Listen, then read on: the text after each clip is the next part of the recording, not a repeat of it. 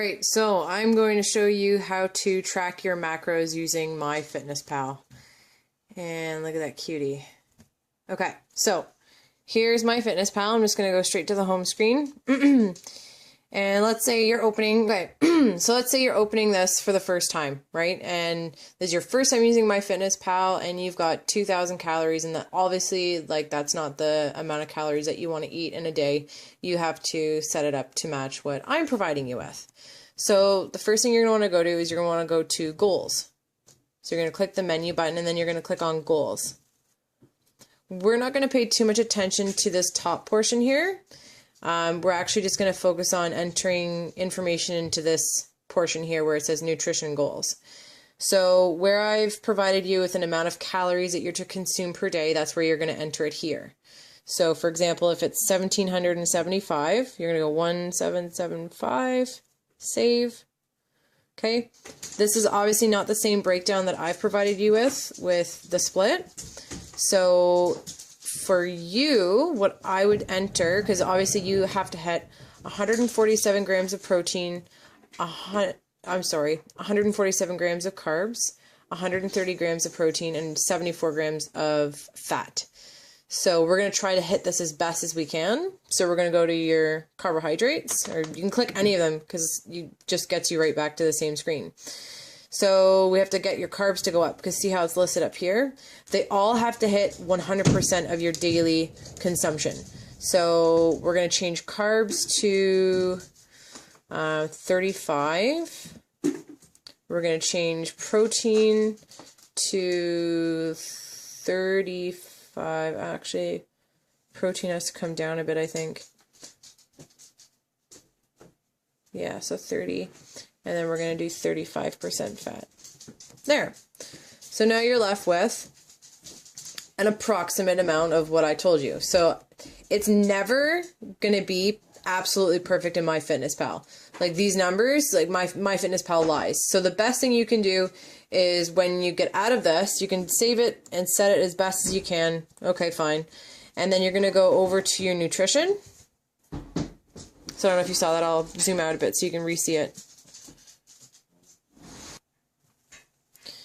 Alright, so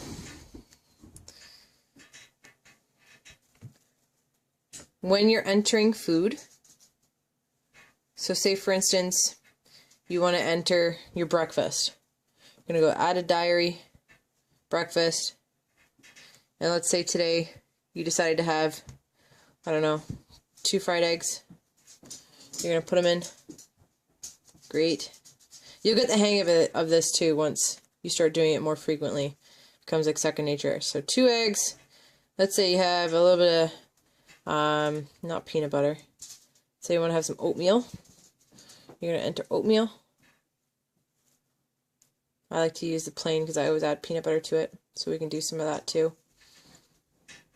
So you make your instant oatmeal. Add maybe about, 1 tablespoon, 2 tablespoons, whatever. Okay, so let's just pretend like that's my breakfast. So we got protein, carb, fat, right? That's like pretty round breakfast. Not a whole lot of calories, but this is just to show you exactly what your nutritional breakdown looks like after entering and what you're left with. So out of all that, don't pay too much attention to the saturated, polyunsaturated, monounsaturated, and your trans fats. Just don't. Cholesterol, it's always going to confuse you too. Like it's going to say that you have high cholesterol. Don't pay attention to it because it's good cholesterol that you're getting from the eggs. So if you ever have 1 or more eggs, you're always going to have high cholesterol, and it'll always tell you that you're going over. And 420 milligrams of cholesterol is not even that much. So looking at your total fats, that's great. You've hit 23 grams of fat. That's coming from the yolks and the eggs, and it's coming from the fat in your peanut butter, because I think it's like 9 grams of fat per serving. So that's great. That's how you can hit your fats, get a lot in the beginning of your day.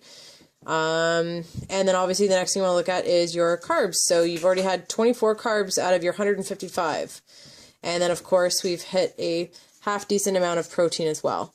So usually I like to see a little bit more protein, realistically, but I mean, we can't always have a perfect world with protein. It's hard to come by if you don't eat a lot of meat like myself. So if you're a big meat eater and you like to have bacon, by all means, but just watch your fat because you can go over that quite easily with breakfast foods. So out of all of that, that's pretty much it. You can also see a different kind of breakdown of your macronutrients as well by going into your nutrition. There's a little pie chart right there. And so far you can see an estimated breakdown. This isn't the end of the day, so don't pay too much attention to the actual percentages midday. You want to look at this at the end of day when everything is entered. And I hope this helps.